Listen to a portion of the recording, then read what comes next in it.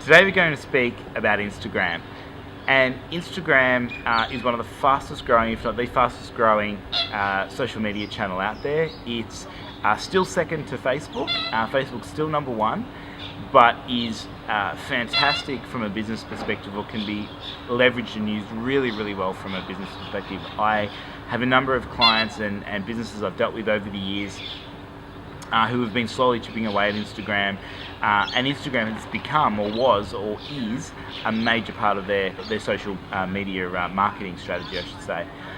And one of the things that I should mention, though, is that, especially since the acquisition of Instagram by Facebook, Facebook's obviously putting its DNA into Instagram and figuring out how to make the platform really valuable for individuals and for businesses, but it's also putting a lot of pressure on it.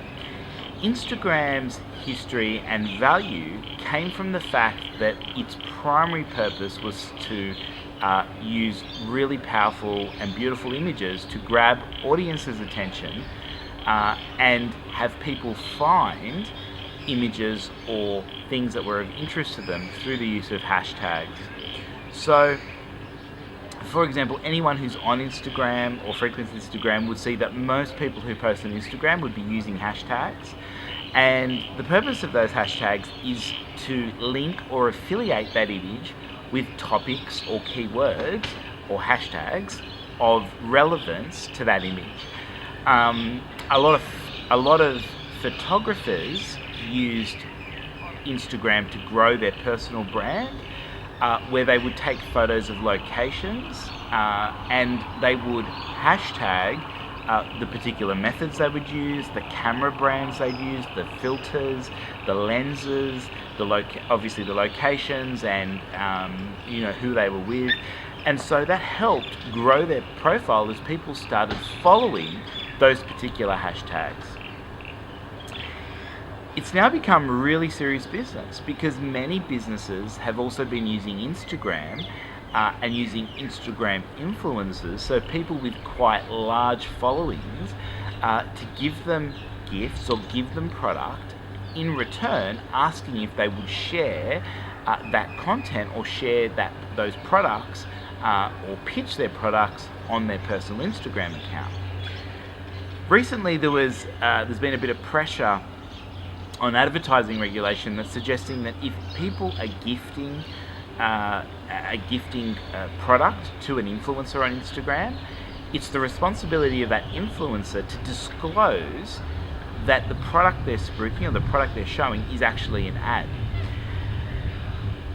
I had some commentary recently in CMO magazine on this, where whilst I understand why they want to regulate that and have the influencer disclose that they are advertising a product or showing a product that they've been given in return for the promotion, I also disagree in that consumers aren't idiots. We're all a pretty savvy bunch. People follow people on Instagram because of their influence, because they are either aspirational or inspirational.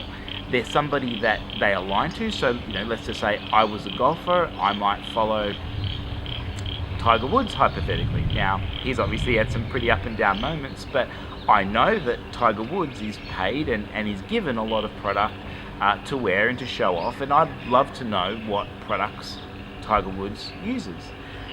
Same with most influencers. They will only align their personal brand with products that resonates with them. Because after all, an influencer, especially on Instagram, their entire brand value or their entire value is based on their integrity. Many people know that, people like the Kardashians are going to get paid a lot of money to spruik products. We're not silly. So, I guess they're the things to be conscious of. Instagram is a really powerful business tool. It's based around powerful imagery. Now you can do it around short videos that last under a minute. Short videos that the default has no audio, so again the video will want to be quite captivating or have something that captures the user's attention.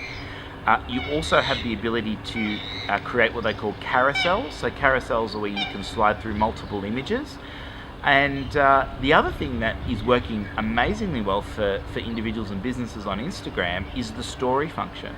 So some of you may have seen some of the stories or the Instagram Live, where basically you can shoot small pieces of content and put it up on your story that only last a day, and people can watch those stories as you add to them. On the other side is the Instagram Live or Insta Live, which is similar to Facebook Live.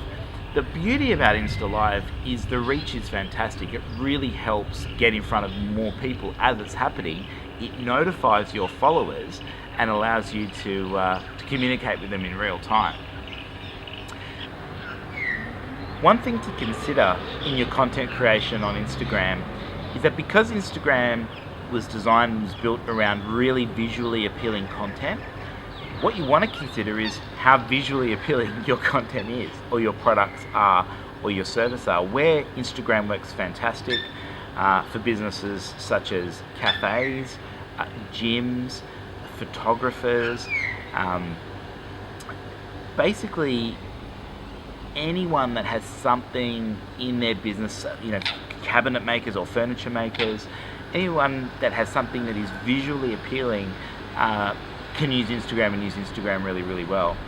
I know for me, I try to have a mix of content on my Instagram page where I'm using a combination of some video, some imagery, some cool shots of stuff that we're working on, our analytics, our dashboards, our aspirational posts, and that's sort of our strategy. That's what I know resonates with our audience. However, if you don't feel that your content or what you do is visually appealing, it may be worth thinking about what could be visually appealing. Maybe look at what other people in your industry are doing, and not necessarily in the country. Look internationally, look at best practice. There are a lot of, almost every business is on Instagram in some way, and every industry, I should say, is on Instagram in some way. So maybe have a look and see what sort of stuff that, if you're an accountant, what are other accountants doing? If you're a lawyer, what are other lawyers doing on Instagram? Maybe they're doing snippets of really important advice or text-based posts that have a very strong message or a really important message. So they're ways that you can think about how to make your Instagram content visually appealing.